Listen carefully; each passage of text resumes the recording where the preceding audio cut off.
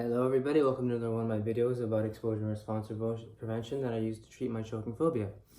So, I'm going to try and do it again. I'm really thirsty, so I'm going to have some water before I begin.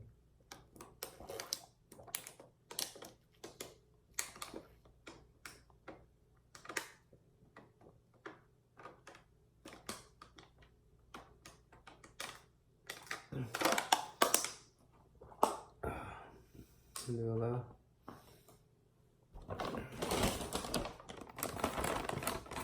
So I have some A&W and I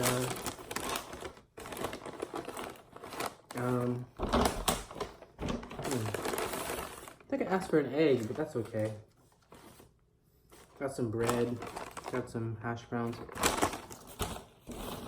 I kind of did, it's unfortunate because I actually wanted to eat the egg because it was scrambled, and the texture of the toast with the egg is really a big thing that sets me off in terms of choking. But I'm not gonna complain. I'm not the type of person that's gonna complain. Like, it's one of those happy accidents where it's like, well, you know, I could have pushed my anxiety a little further, but you know, at least you're pushing it.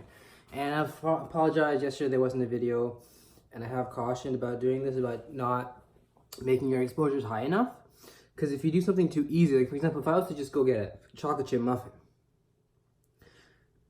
it's not going to really face you're not going to feel the anxiety come down because there's very little anxiety to begin with. When you're eating something like this, like hash browns and maybe a couple toasts, I'm going to have maybe one toast, see how I feel. You will see your anxiety was high in the beginning. Then when you actually swallow or actually, do the things that you want to do, to make you calm, right? For example, me having all the Coke in my mouth while I'm swallowing all that things, and just staying with the anxiety, riding with it, staying with it, and understanding that it's anxiety and it will go down. There's nothing, wrong with you. You're not dying or anything. Then you'll realize things that will come down. You'll see it in a more dramatic way rather than in a way that may not even happen.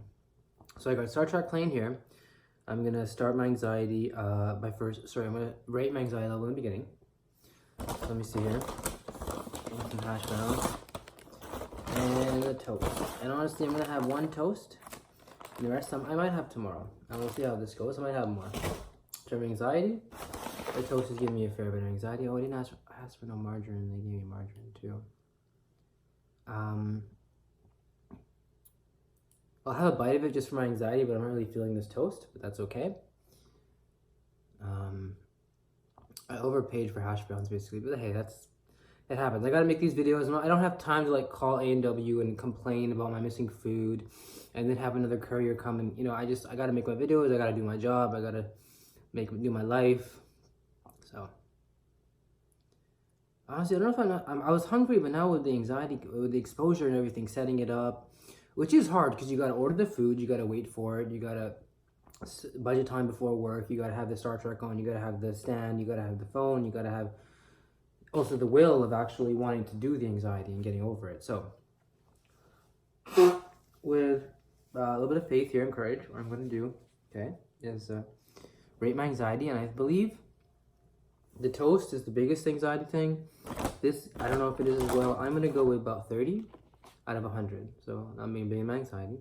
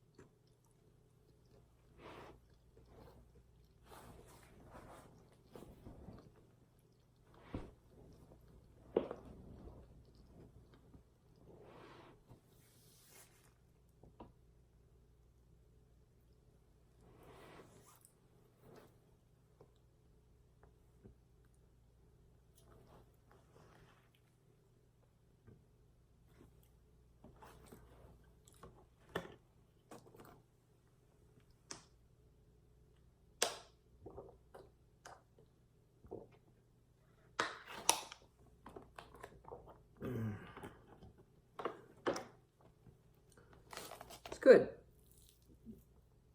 Trying to stay with the anxiety. Sticking with it.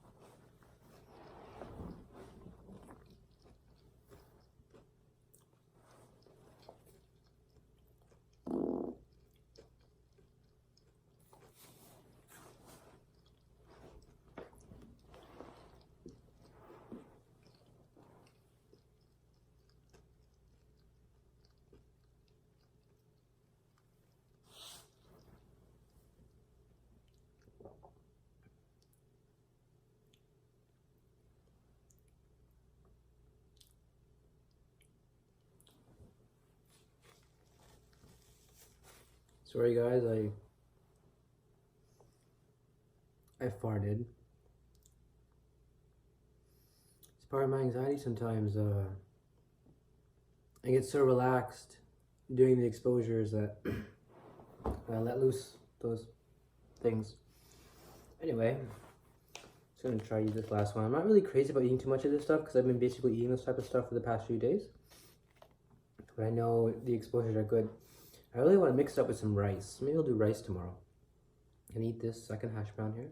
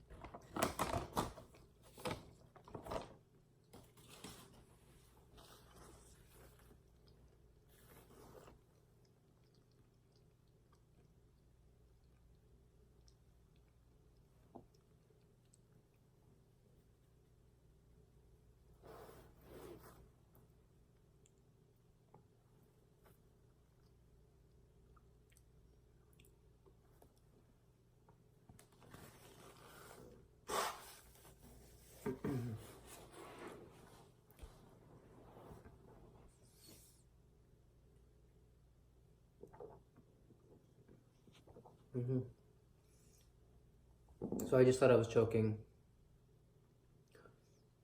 But sorry, I farted again. This is raw and edited, man. I don't edit these videos. It's basically me and my anxiety versus each other. And it's very bare, it's very raw. You see me cry many times. It's very... Sometimes I look back at it and I can learn from it, and sometimes I think, wow. You know, like, some of the videos, I don't know how to explain it, but as you can see, they're more like a video journal for maybe someone to uncover rather than professionally made, because you can find those. And I'm just trying to contribute to the discussion. I honestly know I need to drink more, but eat more, but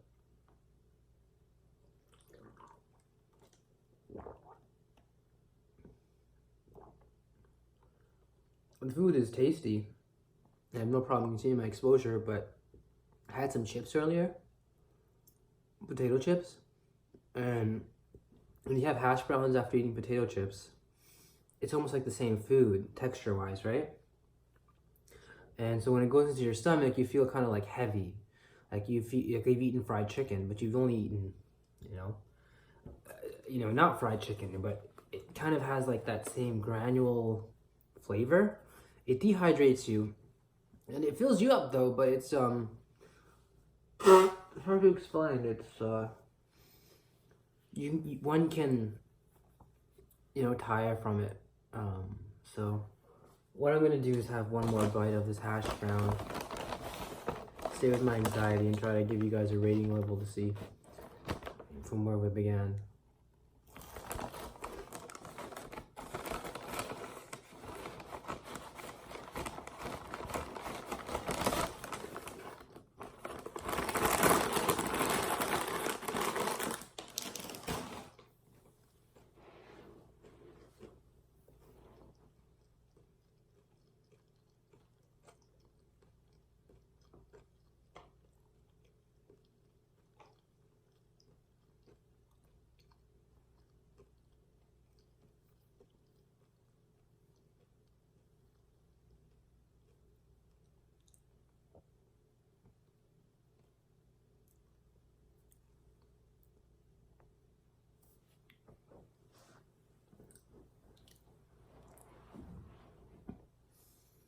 So I began at 30. I think now I'm down to 20. So now I'm going to transition to the second part of my video where I basically do like a blog and kind of explain my negative thoughts going through this, as well as the negative thoughts and my other exposures. So stand by, let me just go outside and put my laces on, my shoes on. Just give me about 2 minutes. And I will share with you some more of my incredible wisdom of psychology that I've learned over many years. I'm gonna have the water later. I really should be drinking it now, but bear with me. We're so professional here. We need to go to another studio. And for everyone watching this video, I don't expect you guys to get cured of anxiety. But what I've noticed is when you do it and stick with it and have a goal, in terms of, well, I'm going to sit with my anxiety today for 10 minutes, right? Or I'm going to sit with my anxiety today for half an hour. However much you feel you can do it. I feel having the goal and having it as something to look forward to every day is actually helpful. And, will benefit you in terms of help. So, I'm just gonna go outside here. I'm not gonna say much so that my neighbors don't really know I'm doing this. Because I'm kind of a private person. Like, psychology, no one really likes to talk about it, really wants to talk about it, so. But I'm sure it's not that big of a deal. Like, I live in a place that's, like, not that big of a deal. Talking about psychology. I need to shave. Okay.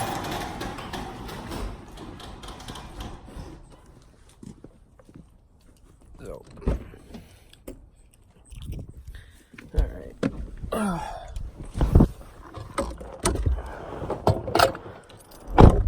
So, we're in the car now, and I'm just gonna turn it on.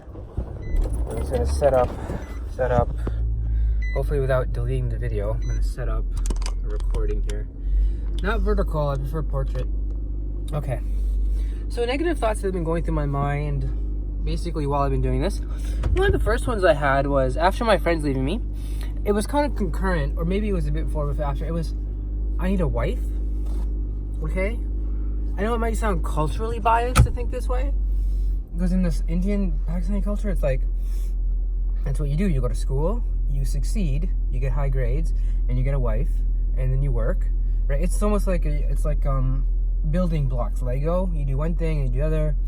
So I was thinking that in some of my earlier exposures, like some of my very first videos, I was thinking this idea that I need a wife, and basically why I am talking to the camera is basically a replacement for my wife.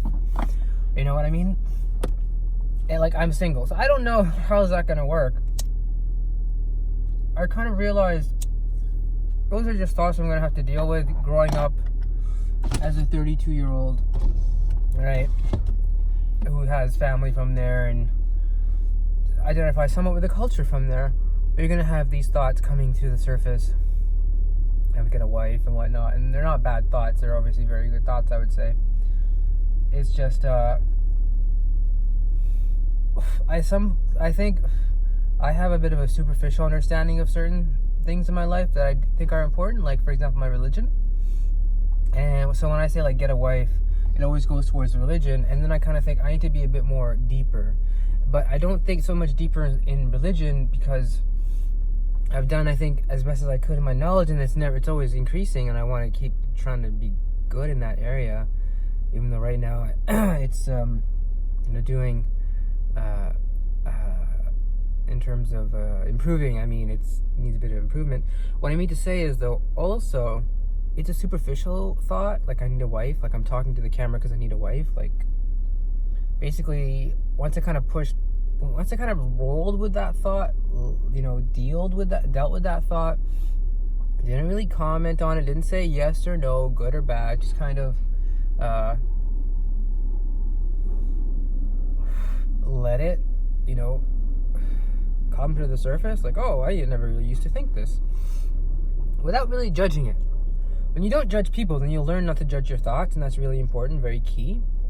When you do that, you'll roll with the negative thoughts, or the thoughts that you really don't want to talk about, the thoughts that are just like the superficial thoughts, and you want to get deeper. Like, why am I thinking about wife? Oh, well, I was thinking about my heterosexuality and my failed relationships and whatnot.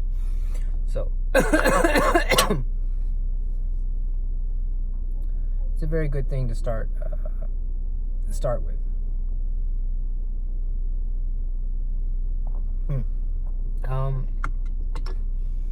And again, it takes time to dig through, like, what are the more important thoughts, what are the less important thoughts. It comes through not being judgmental of people, and then your mind and body will become less judgmental of your own thoughts, and you'll be less judgmental of yourself.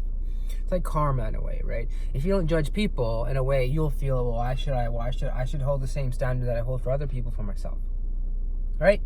That's some of the thoughts that are going through my head while I was doing the choking phobia videos. But I talk about them like I'm not going to do them, and I really think they're one of the greatest things I've ever started doing, like, to help me with my psychology. Just documenting it, talking about it, even if no one watches it, just to, like, have it on YouTube for anyone to watch. I feel like I'm doing a public service by showing them my anxiety. Other thoughts I have, mostly negative, about abandonment, right? My friends leaving me. We've been through all that. But yeah, I feel these videos are good because they document the anxiety, and you got to document it, because a lot of times we don't document the anxiety, so we don't really know whether it's real stress that's acceptable or clinical anxiety or subclinical anxiety. I mentioned before the differences between stress, subclinical anxiety and clinical anxiety, but just quickly, stress is what everyone feels normally, where you don't really feel you have to go to a doctor, you just having a bad day, bad week, you know, a move, a death of a loved one. And some people stay in that and then they, in a way, recover from it. Others actually, unfortunately, proceed to the next level, which is subclinical anxiety, where you feel more symptoms of depression, clinical depression, like loss of appetite, loss in sexual interest, loss in any hobbies or interest, loss in job or motivation, bleak outlook on life, low energy drive, lack of exercise, you're just not eating well, you're not sleeping well, you're restless, you have trouble thinking. Though that would be considered like a subclinical of anxiety if it lasts for about a day or a week. If that persists beyond a day or a week, okay, and it's not a bad day and it's beyond subclinical anxiety, psychologists would call it clinical anxiety, where it's actually demonstrating. You could be an example for the DSM, which is like it has all the psychiatric illnesses, and you could basically qualify for one of those. Thing is, when you do that, I mean, obviously when that happens, you're gonna need someone to talk to on a clinical level, and maybe even medication dispensed. And I highly recommend breathing exercises, walking, marijuana to a certain extent, prayer, meditation. And sometimes they're mutually exclusive, but I'm trying to integrate them into my life. Like marijuana and prayer are kind of mutually exclusive, but I try to integrate them into my life. Just like my homosexuality and my faith in a way, but these are important things to help you relax. And of course, I'm not making value judgments on other people's faiths or lack of faith or drug abuse or no drug abuse or anything. Whatever works for you, as long as it's healthy and doesn't break the law, right, and makes you happy, then go for it. So if that means going for a walk around the block a couple times, if that means wake up in the morning and saying praise Jesus a couple times, you know, the point is whatever works for people works for people. And I'm not trying to force my own beliefs down anyone's throat. I'm just trying to show what works for me.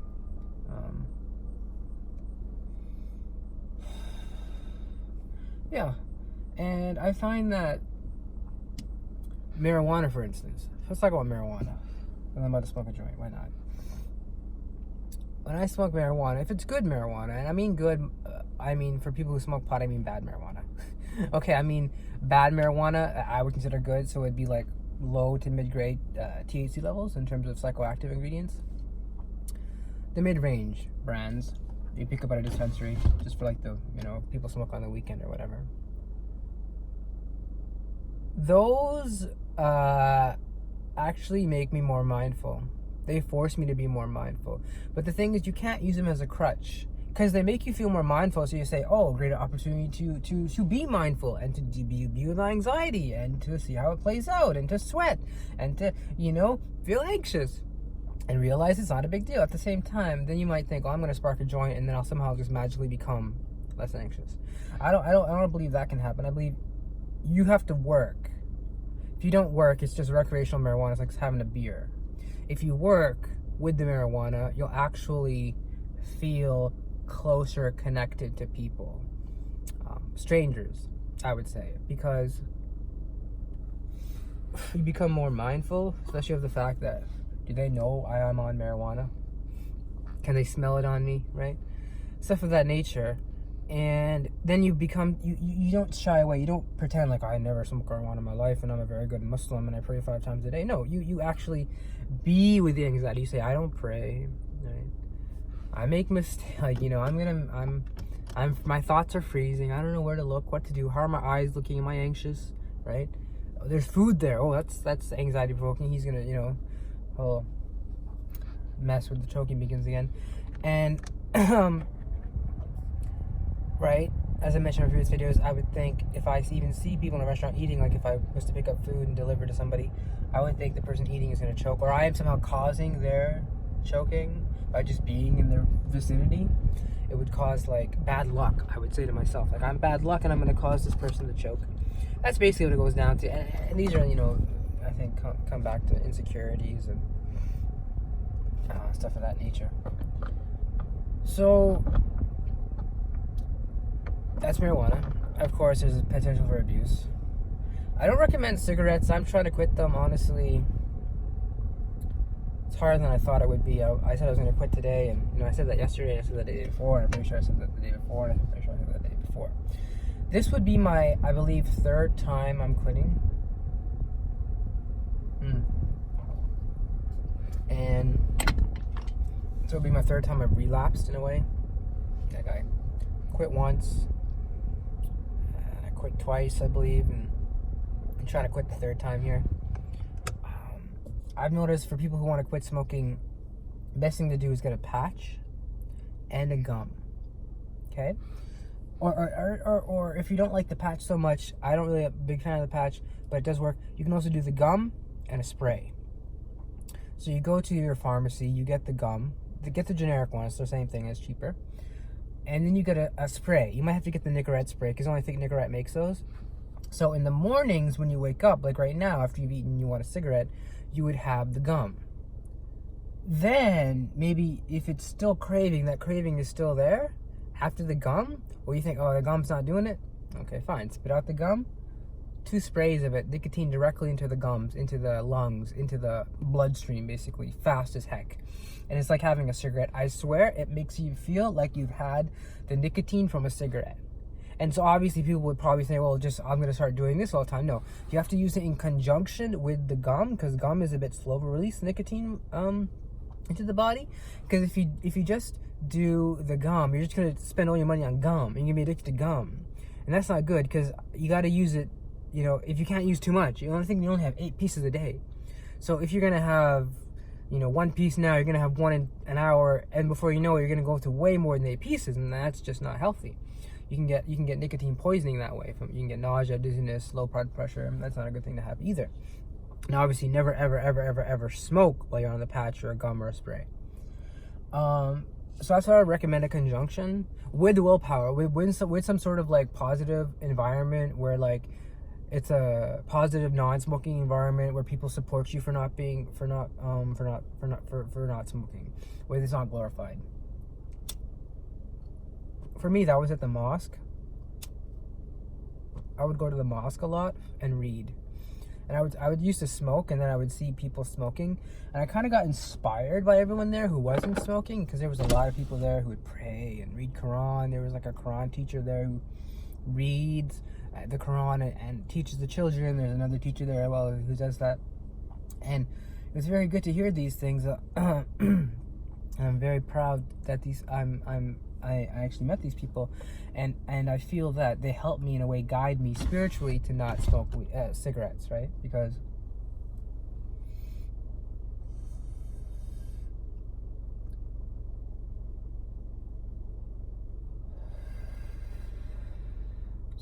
cigarettes, they're really bad for you. And when you see people who are smoking but they feel ashamed smoking because they're like in the mosque and they're smoking, like not in the mosque but like outside, you can see that, okay, you kind of be with that community of people and you kind of start thinking the same thing they think, like smoking is, that it is, in Islam it's considered forbidden, it's considered haram. I'm sure people are aware of that word. So, if it's habitual, it's considered, haram. I think even one cigarette is like disliked. Makruh is another word in Islamic law. Like in Islamic law, we have different terms for things. We go from halal, which is good, to makruh, which is disliked. You really shouldn't be doing it, but if you're doing it, there's no sin. There's no reward either for doing it. Like halal, there's a reward for doing it. And then there's sunnah, which is the practice of the Prophet, which is rewarded for doing it, but if you neglect it, there's no real, like you're losing, but there's no real sin for neglecting a sunnah, unless it's like habitually. Then there's like, different types of sunnah, and different types of makruh, and then there's haram at the bottom, which is like you can't do. And cigarettes are one of those things that are haram, you just can't do them. If you do them, you get no reward, and you actually get like sin on you.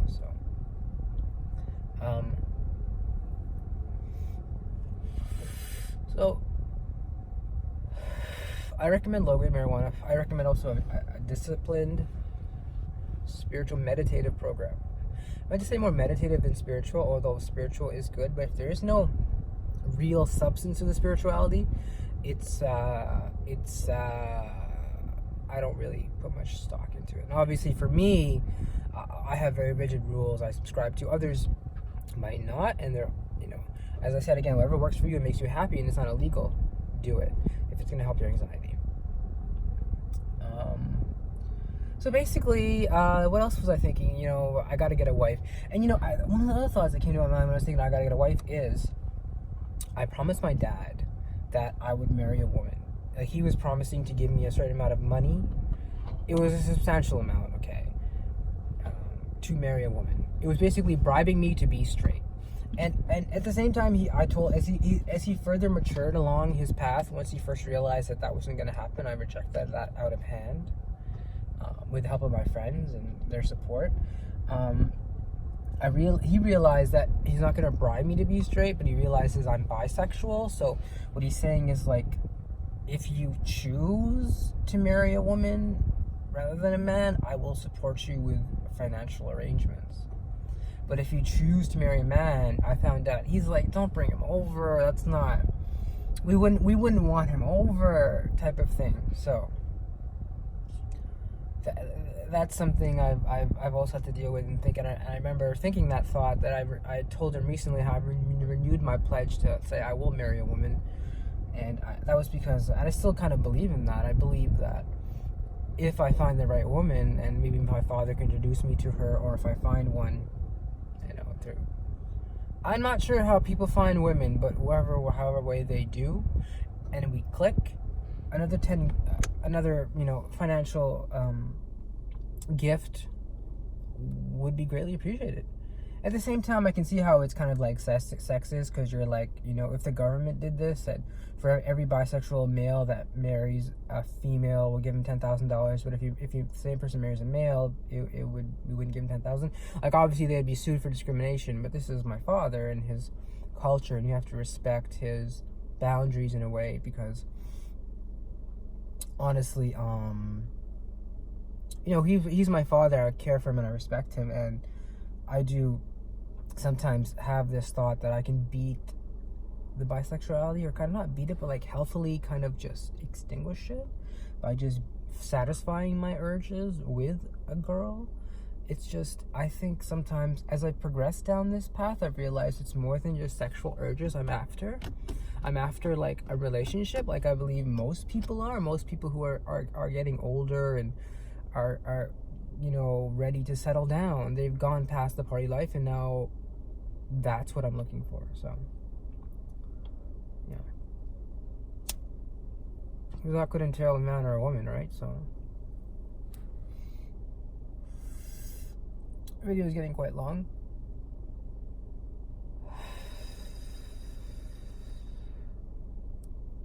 Now let me have one more hit off the joint.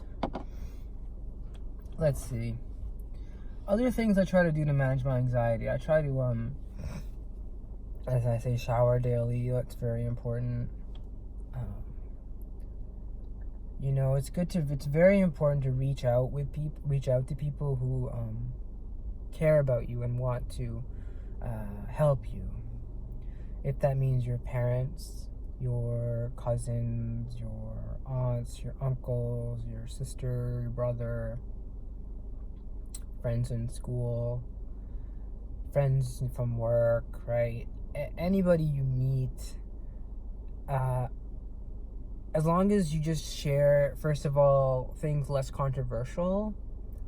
Not saying I have choking phobia and I fear I will choke, you don't gotta be so heavy. You can for some people, but for most people, like if you're going to a group therapy session, it's best not to talk about those things. Talk more about like neutral things that other people might have experienced as well. For example, if it's like an anxiety group, talk about something that causes anxiety amongst, different anxiety disorders, like moving, or loss of a parent, loss of a relationship, a divorce, something like that. That's a good thing to do as well. As I said, group therapy. If I haven't mentioned before, group therapy is super, super, super good. I highly, highly, highly recommend it. You know, you should really work up the courage to go once. You know, if you have a friend that goes out and is always dragging you, tell them. And you never go out, tell them, I'll go to a group therapy thing for them with you. They'll hopefully take you if they're a good enough friend. If they're not, drop them. I'll take you with you. Yeah, but sorry, I'm just trying to deal with my anxiety right now. As I said, when you get high, the anxiety comes in terms of like you become more mindful because you get more anxious, and it's almost like a controlled dose of anxiety. So if you're ready for it, you can kill it, right? If you're ready for that, if you know where the enemy is going to be, like, you know, like the anxiety is a stealth bomber. It doesn't show up on radar. But if you can smoke some or do something, and then this stealth bomber will become visible, right? If we have the radar to detect it, it will give us an advantage. So if you can dose your anxiety, you can, right? And I can see how some people say that might help with anxiety, but at the same time, you don't want to use too much. What I'm saying is, if you can dose your anxiety, and you can also dose your responses and your the actions you want to prevent, and when you do that, you can have less anxiety. Because a lot of people don't like anxiety, and they don't like the fear of the unknown. They don't like, because anxiety can come at any time. But as if it's like if you're a guard and you're always ready. It's like your brain is the president, and your actions, your thoughts, your feelings, your core beliefs are the Secret Service agents. So if they can see before the shooter, they'll save the president. If you understand my apt metaphor.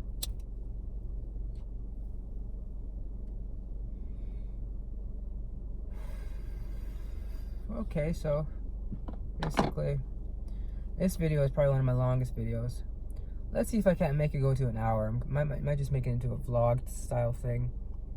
You know, basically, it's 11:30. I have work at 2:45. So basically, what I'm gonna do is either go on Netflix or YouTube or play Xbox till I gotta get ready for work, which is probably around 1:45. But I want to give myself a little more time to kind of maybe do some praying, or at least that's what I'm thinking. That's my thought. So that would be 1:15. You know, I should start getting ready. But then I think that's really late, so I should get really earlier. And then I think, oh, I have so much time, so I can do so much more. I gotta make sure I have my clothes. I gotta clean my car out. I gotta make sure my phone is charged, and I got gas, which I gotta go do. I have some gas, but I'm gonna need some more. And for skip the dishes, they have to do cash orders, and so that kind of sucks. I don't really do those anymore. But yeah, Skip the Dishes is like a online delivery platform for like Uber Eats. So, except they make you do cash orders, which is fail. So, you know, I do that for a bit, and then, you know, I gotta do more of it though. But as I said before, my other videos, my panic and my phobia, just recently getting off anxiety really messed me up, and I gotta get over it. Don't know how. If anybody has any suggestions, leave comments in the description, likes in the description below.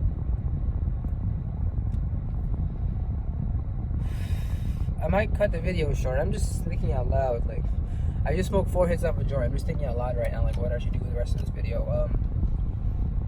And see what's on the radio. This commercial is rated E.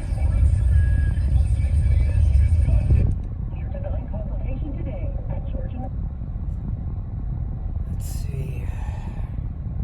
Also, Reddit's a good place to talk about anxiety. They have a lot of anxiety Reddits, subreddits you can join and discuss. Reddit's a great place to talk about things. It really is, because a lot of people there know what they're talking about. A lot of people don't also, so you gotta be careful. Like, I find video games and Netflix are just, in a way, maladaptive coping strategies for my anxiety. And I really should not do them. And I try my best not to. Like, you know, I could do something else like journal. At the same time, YouTube videos are informative. And sure, a lot of it is just pure distraction, but it's interesting to see how people are. Like, I watch like stupid things, like racist videos or road rage, people that, you know, act out of their element. And I don't know about you guys, but it's very weird to see people, because I know most people don't have road rage. Most people aren't racist. So when you see these type of people, it's almost like you got to just stare back and gawk, because just like you're almost looking at another species. I think it's really interesting.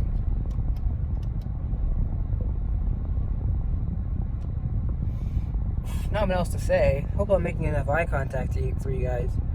I know in my videos I wasn't. Maybe the angle wasn't set up correctly. Maybe I should get like a selfie stick or something. Some sort of nice camera. You know, something I could just put on my camera stand of some sort. You know. What else? I am recording this on my iPhone XS Max, which I highly recommend. It's a good phone. If you can pay it through a contract, it's actually pretty good, because they give you the phone up front, obviously. And 256 gigabytes is a lot, and it's blazing fast. It can play Civilization 6, which is playing on desktop PCs. It can play that on the mobile. So I'm sure it can play all the latest games like Fortnite, and, I don't know, Pub, Player Unknown. Fortnite is cancer, by the way. I'm not big into those games. Actually, at the same time, I can see myself playing it on a computer. But I don't want to, because I think I might get cancer, because it's so addictive and stupid. Like, you know what I mean? It's like cancer. It's like so like... it's like everything wrong with the world if it became a video game. Alright? I could play like for like 10 minutes and I'd have to stop. But I just couldn't. That's why I don't play. It's like opiates or something. So, let's see. What else? Oh, I'm an Oilers fan. If anyone else out there is an Oilers fan. So, you know, we got McDavid. We got Draisaitl. You know, we're putting the pieces together. We got Koskinen if he performs well. And there's a lot of ifs this year. So if our goalie Koskinen performs good, and if McDavid and Draisaitl stay healthy and jive again, and we get some solid, you know, right-handed blue liners on the point on the power play, we can fight for a playoff spot. I know, I thought it was going to 2 years ago when we were like in almost the Western Conference Final, one game away from the Western Conference Final or the Stanley Cup Final. But I think it was one game away from the Western Conference Final. We beat one team, and then we beat another. We took Anaheim to 7. There was another team we beat in like 6.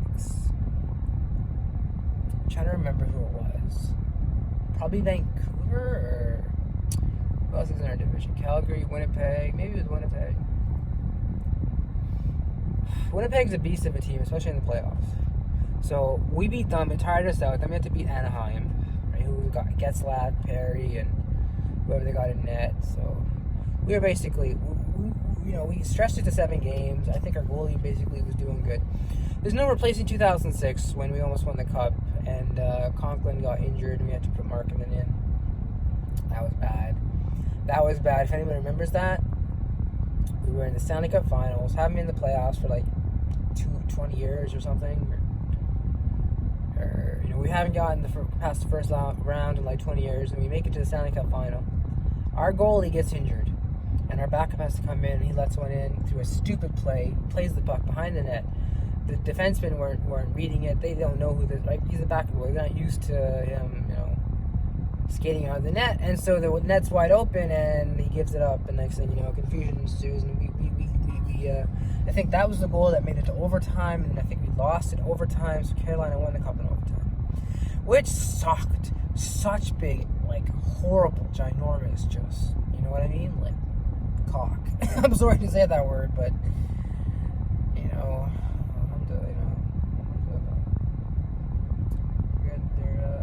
that was back in the day, and now we've improved. Now we have McDavid. Like, we finally gotten the we finally said the R word. We finally, right, said the scary R word. Rebuild. We're rebuilding. I think we have been ever since we drafted Hall, right? We had Hall, Eberle, Nugent Hopkins. We traded Hall and Eberle. We still have Nugent Hopkins, right? We got Drive. We got McDavid now. We got PRV. You know, he's in Russia, and I heard the big controversy. He's in Russia. There's an NHL opt-in, okay? And if he's not committed, it's, you know, we got to start over. We're in a rebuild. How low can we go, boys? You know what I mean? Like, we're in a rebuild. How low can we go? If PRV doesn't want to play with us, then okay, PRV's gone. We'll find someone else. Koskinen's a big one, you know, because we never really had stable goalie town day. Remember the days of Scrivens? Yeah, I'm looking at you guys. Scrivens sucked. And you know what? I was kind of a fan of him because he went to Harvard. And I was like, oh, he's smart. But then he just wasn't technically sound. He let in too many softies. And he just wasn't putting up the numbers to be a backup, let alone a starter. I mean, he's like a fringe backup. You know, who might become a backup as his potential. And Koskinen right now, let's just hope he's good. I'm really psyched for NHL 2020. He's coming out, right? I play that a lot. It's a good game. What was I going to say about that game? It's a good game, NHL 2020, and yeah.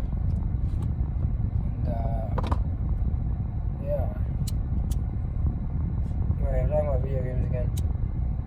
Okay, guys.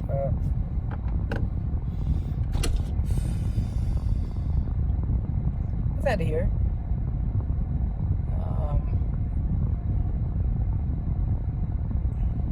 And remember, guys, stay with it.